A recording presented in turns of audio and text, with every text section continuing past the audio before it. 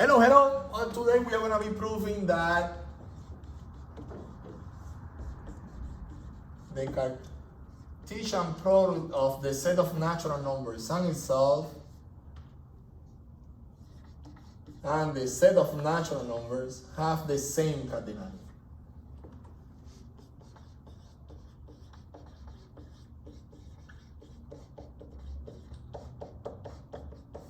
Alright, so remember that cardinality is the formalization of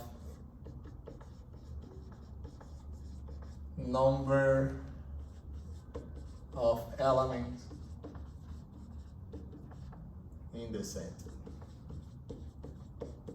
Okay, so basically if you want, what we are doing here is proving that these two sets have the same number of elements. Okay, so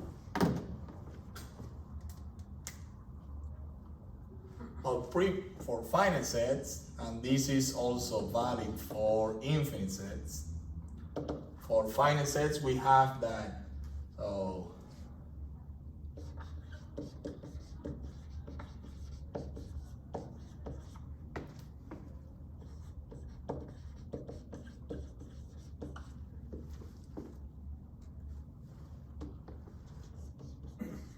if there is a function f from the set A to the set B, which is injective,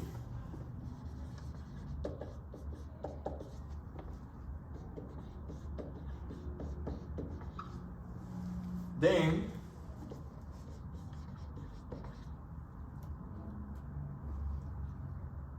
the number of elements in A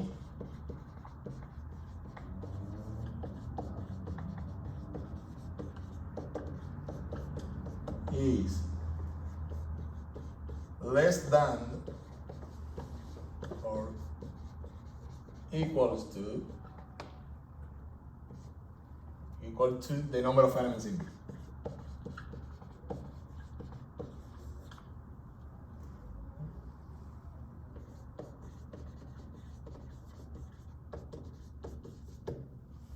All right. Let me put it this way, just to make sure. Fully defined and injective.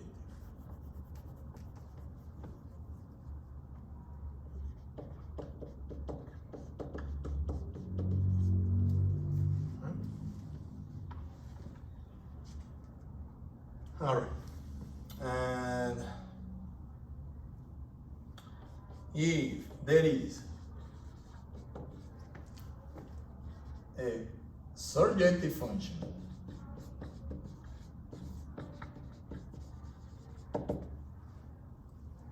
if from A to B, then it's the opposite. Then the number of elements in A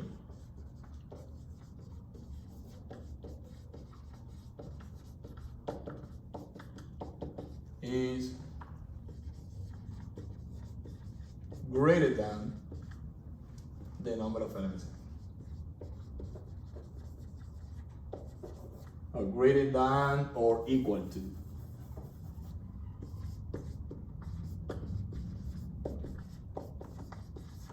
the number of elements in B.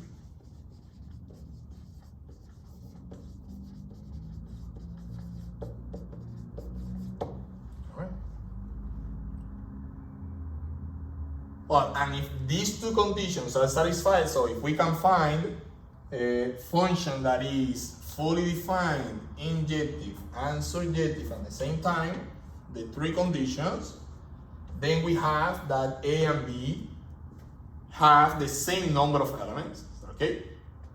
If this is telling us that it's less than or equal, and this is telling us that it's greater than or equal, the only possibility that we have, if both conditions are satisfied, is that the number of elements in A is the same as the number of elements in B.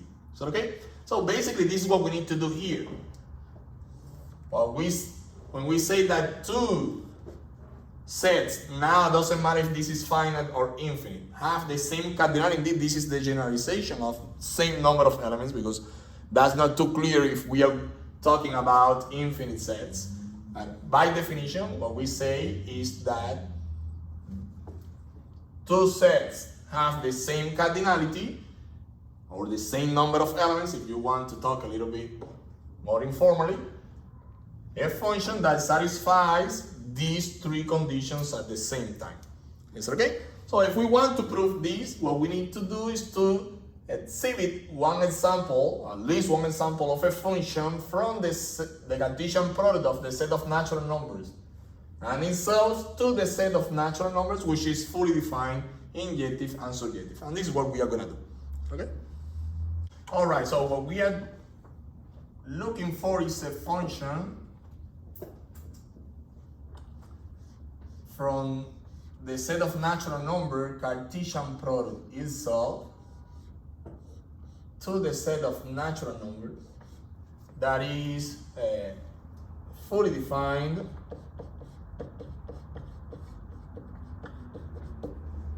injective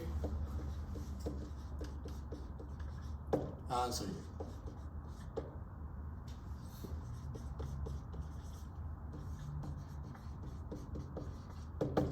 All right.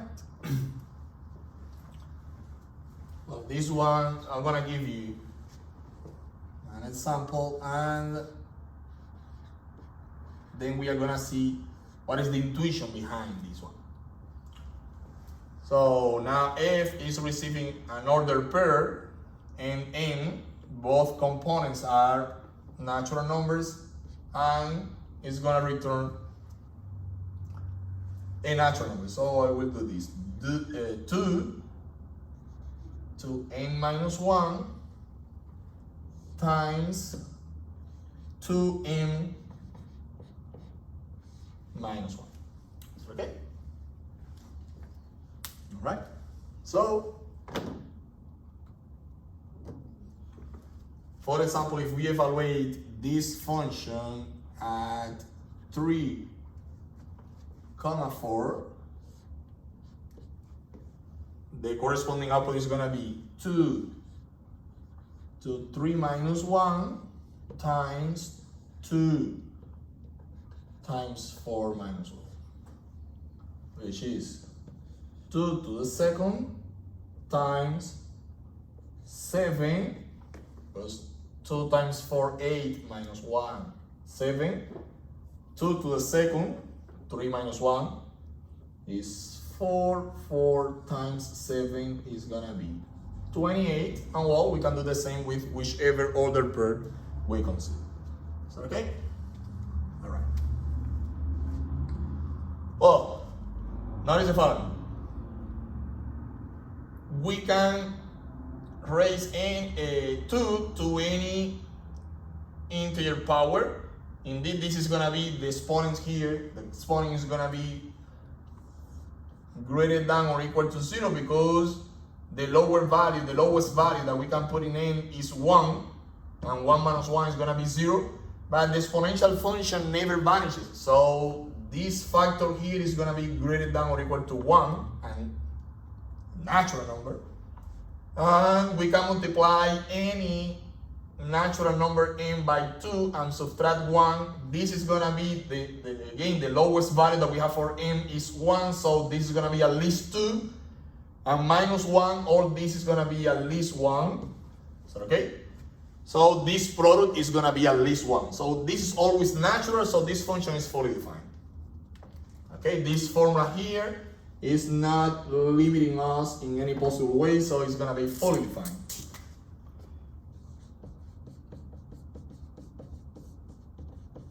All the involved operations can be carried out with any pair of natural numbers n, and the resulting number is going to be natural, so no problem, it's going to be fully defined. All right? So let's verify now that this function is injective.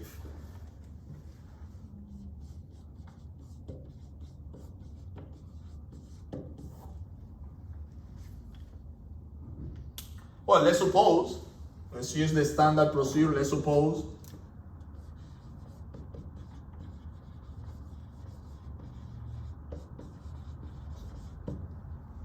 that there are inputs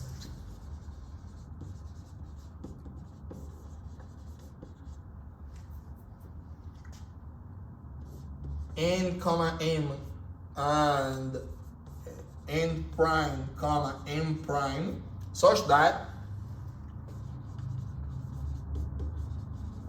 f evaluated at n comma m is equal to f evaluated at n prime comma m prime. Is that okay? This is telling us that 2 to the power n minus 1 times 2n minus 1 is equal to 2 to the power n prime minus 1 times 2n prime minus 1.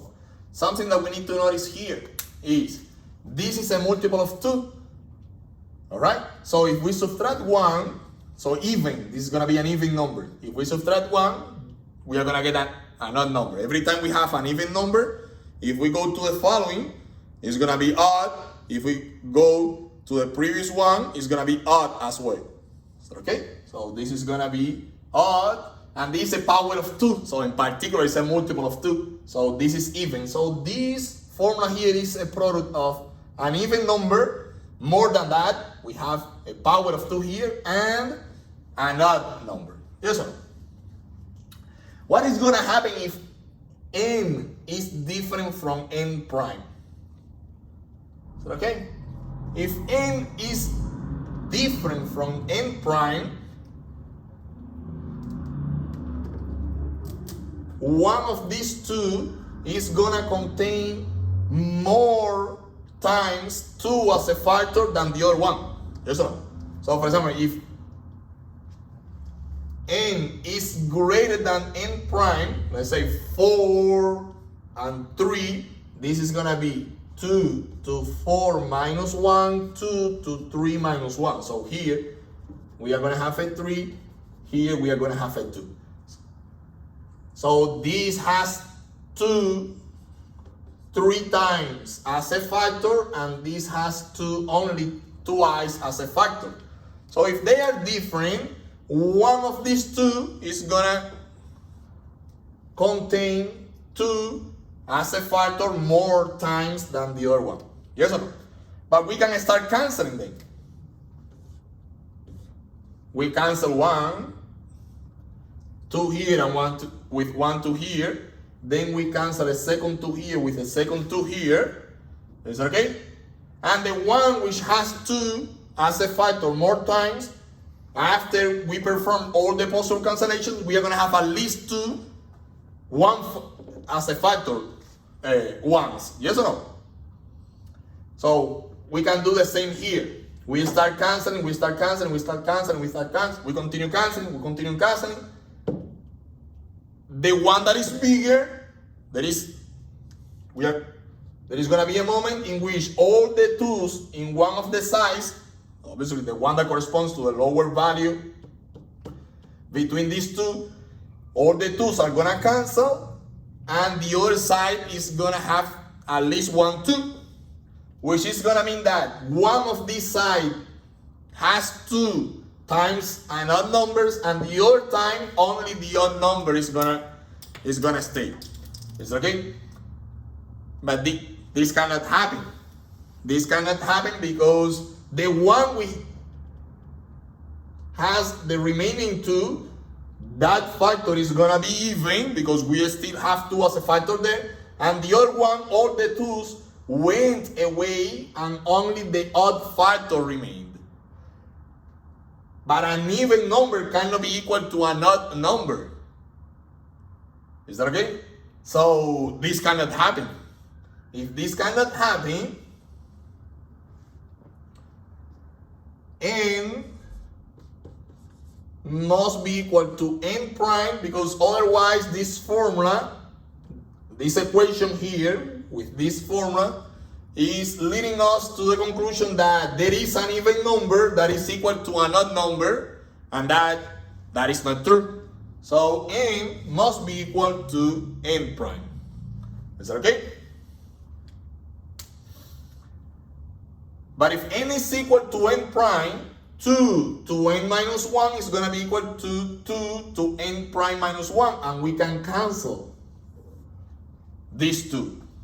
And now in that case, we get that 2n minus 1 is equal to 2n prime minus 1.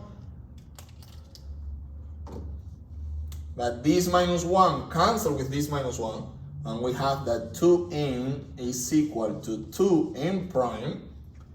These two cancel with this one, and we get that n is equal to n prime. But if the first component of the first pair is equal to the first component of the second pair, and also the second component of the first pair is equal to the second component of the second pair, the only possibility that we have is that this pair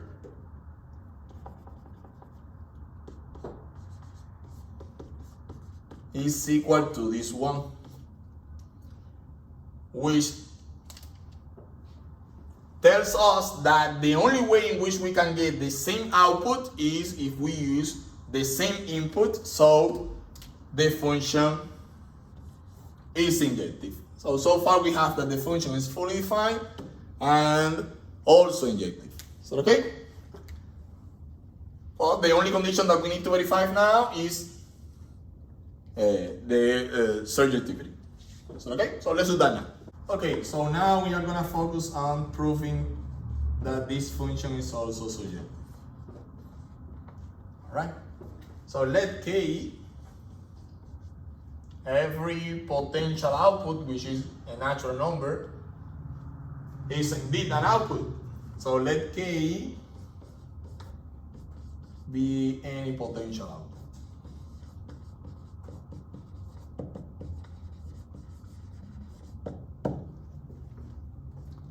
All right, if K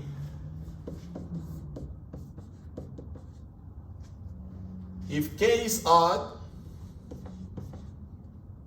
right, then K is equal to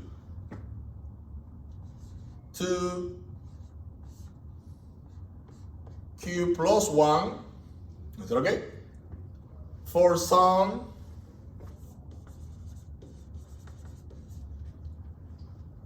integer Q greater than or equal to 0. Yes, sir. But I can rewrite that K.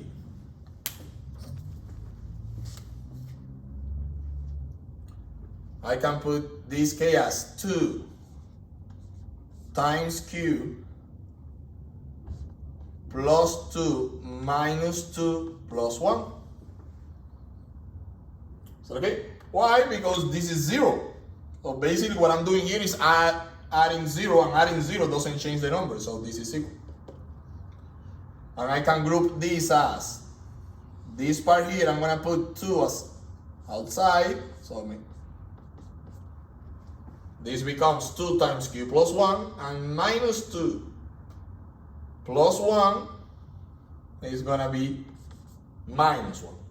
Is that okay? I can call this Q plus 1 now as, and well, this is telling us that every odd number can be written this way. The only difference now is that since this Q was greater than or equal to 0, this S is greater than or equal to 1. Is that okay? And in this case, the only thing that we need to do is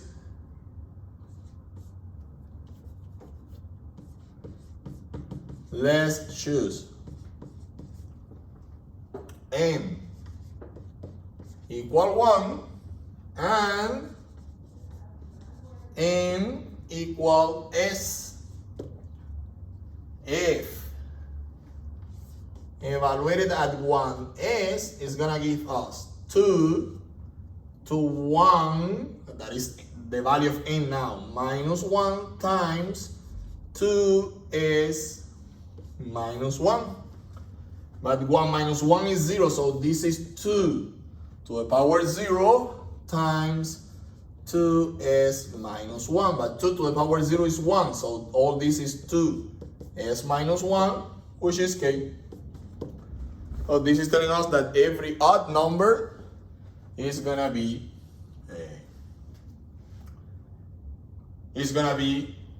an output for this function f. But what about the even numbers? So let's see what is happening with the even number.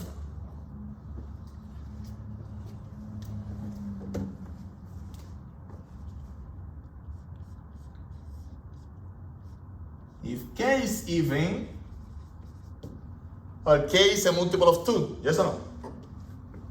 Then 2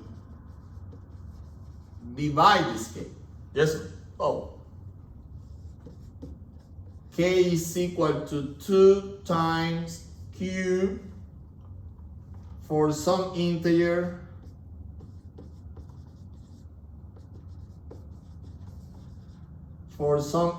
q. Now greater than or equal to 1, because we cannot use 0 because k is a natural. Yes, sir. But we can continue asking, q, are you divisible by 2? If q is divisible by 2, then we can rewrite q as 2 times another integer. Let me call it q1. But if q is not divisible by 2, it's because q is odd. Is that okay? So at this point we have two possibilities. Q is even and we can divide again by 2, or q is odd and that's it. If q is even, we divide by 2 again and we are going to have a new q. We are going to call it q1, and we can ask again, q1, are you divisible by 2? And again we have two possibilities, yes or no? But my point is the following: we can continue dividing by 2 as many times as we can. The only, when are we stopping? When the factor q that we are getting here is odd. It's not divisible by 2 anymore. It's odd. Yes or no? This is telling us that if k is even, k is gonna be 2 to some power L. Okay? That is, this L is how many times we were able to divide by 2 times some q. I know that I were using an index here, but I won't use it anymore. Or if you prefer, some q dot that is an odd factor. Yes or no?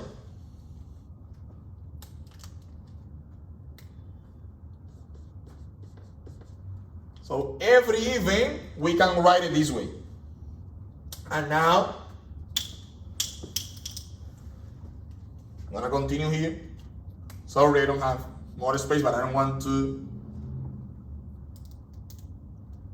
erase.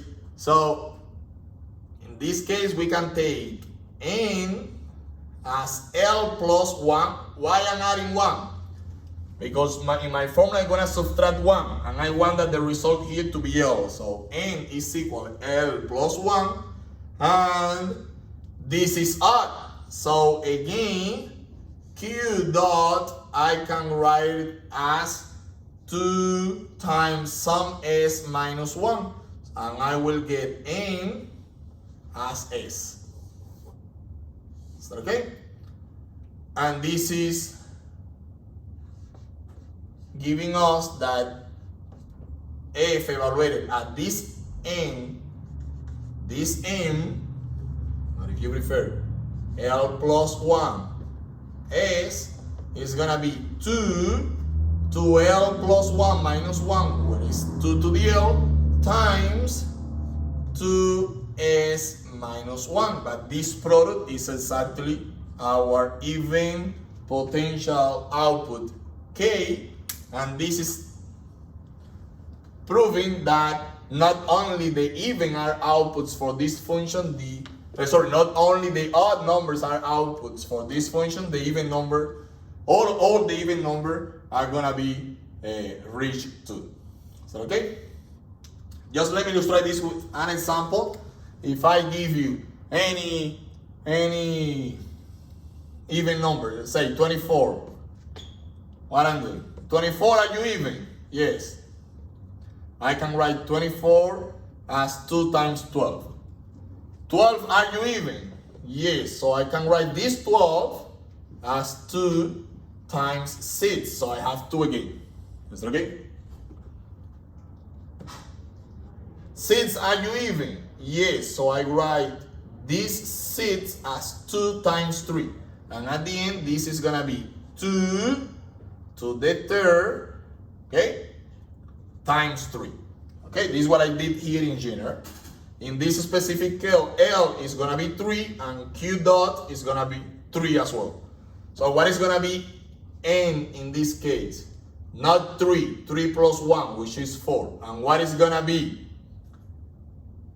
M? Well, 3, how we can write 3? As 2 times 2 minus 1. So we can write it as 2 times 1 plus 1, but this is not what we need now. What we need is this. So we are going to write as 2 times 2 minus 1. Alright?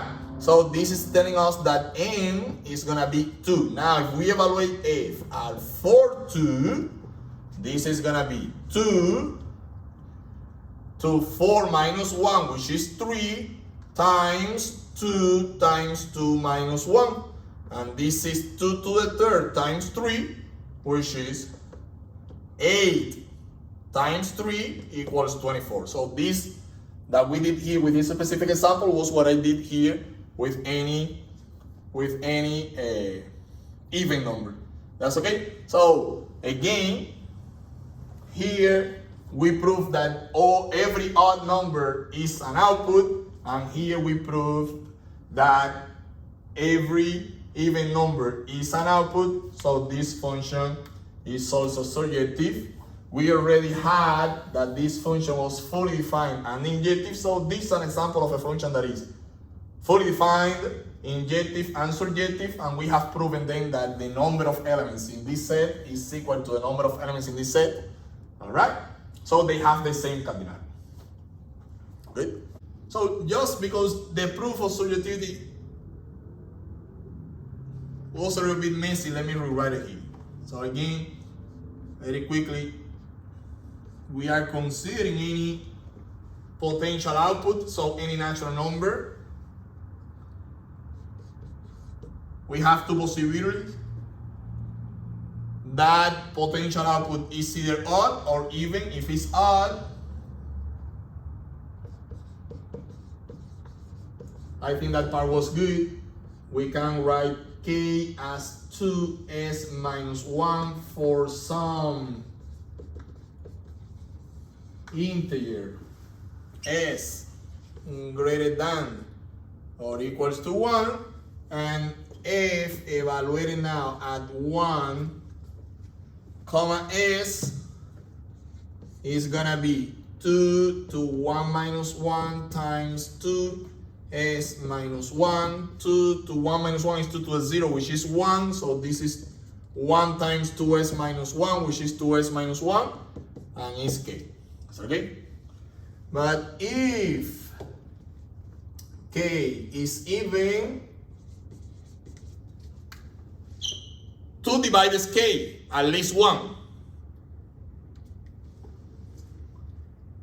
But maybe the other factor is also even, so we can divide by 2 again.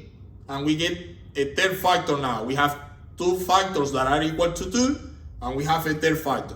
If that third factor is odd, we stop there, but if that third factor is also even, we divide by 2 again. So we are going to continue dividing by 2 until that factor q that we are obtaining is odd. Okay? So if k is even,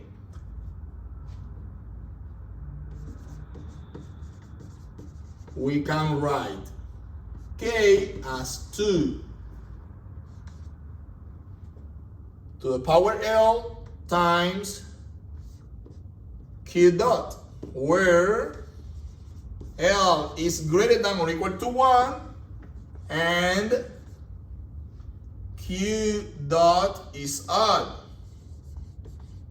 All right? But if Q dot is odd, we can, write Q dot as 2s minus 1 for some integer s greater than or equal to 1. And now if evaluated at L plus 1, comma, s is gonna be equals to 2 to L plus 1 minus 1. Remember this.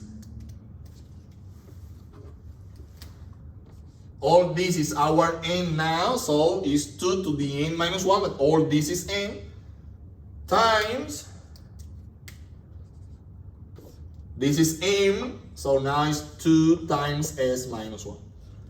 This is 2 to the L times 2s minus 1. This is 2 to the L, this is Q dot, but this is exactly how we have written K. So not only the odd numbers are reached, the even numbers are also, all of them are returned by this function, so this function is surjective. I think now let's organize it here so it's easier to follow with the example that we did before. Okay, I will do it with one more just because I wanted that to be clear. So again, I will repeat this part here. We did it with 24. I will do it with, tell me an even number. 26. No, 26. All right. Are you even? Yes. So we can write this as 2 times 13. This is going to be much easier. Okay, this one is prime, so it's odd. We don't need that. It's odd. So what we need now, we stop here. So if this factor here were even, we divide by 2 again. We look at the third factor. If the factor is odd, we stop there. But if that third factor were even, we divide again. So we continue dividing by 2 as long as that factor is even, and we stop when we reach an odd factor. So, okay? Now, what is L in this case? In this case, L is 1, and this 13, we can write it as 2 times 7 minus 1. So what is S? S is equal to 7. So, okay? According to what we did here, what is gonna be N? N is gonna be L plus 1. So N is 2, and M is gonna be S, 7. So, okay, so F evaluated at 2, 7 is gonna be equals to 2. This is N now. So 2 to N minus 1 times 2 times 7. This is M. 2 times 7 minus 1.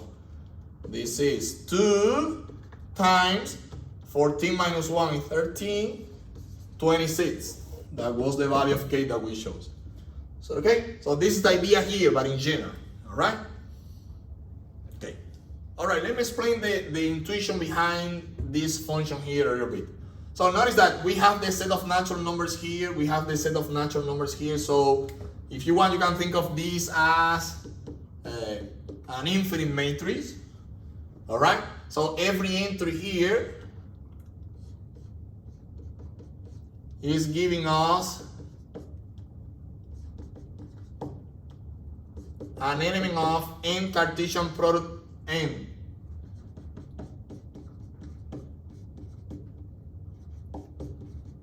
And what we are doing is we are going to start working, covering the whole matrix. And what we are going to do is we are going to assign at this element of the Cartesian product the number of the step that we are giving. Let's say that we start here. So this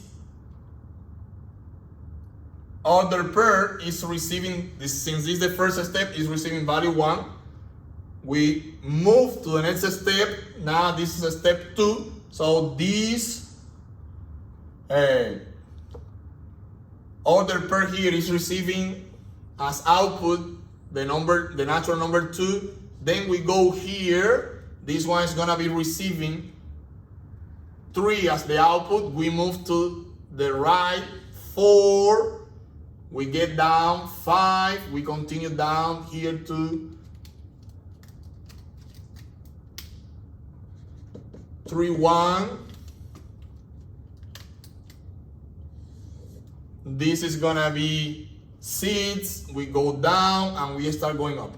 And notice the following, if we continue walking that way, we are gonna be covering the whole matrix. So we are gonna be assigning a natural number to every element in N Cartesian product N. And this is exactly what we are doing. And this is what this formula is recreating, this process here, or this is what this formula is encoding. So, okay? So notice, what is this? 1, 1. If N is 1, this is 2 times, 2 to the power 1 minus 1, which is 0, times M is also 1. So 2 times 1 minus 1. So this is 1, 2 times 1, 2 minus 1, 1. Indeed, we are assigning to this ordered pair the value 1. Now we say that this is the second step, so the output for this input must be 2 now. Well, now N is 2, so this is 2 to 2 minus 1 times, and M is again 1, so this is 2 times 1 minus 1. So 2 to the power 2 minus 1, which is 1, is 2, and 2 times 1 is 2 minus 1 is 1. 2 times 1, 2. So indeed, this is 2. So okay, this one here is telling us that we are now moving up and to the right. So in this case, N is 1, first component, and M is 2. So this is 2 to 1 minus 1 times 2 times 2 minus 1. So this is 2 to the 0, which is 1 times 4 minus 1, 3. So this is 3. You see? So now you know what is behind this formula here. All right? So thank you.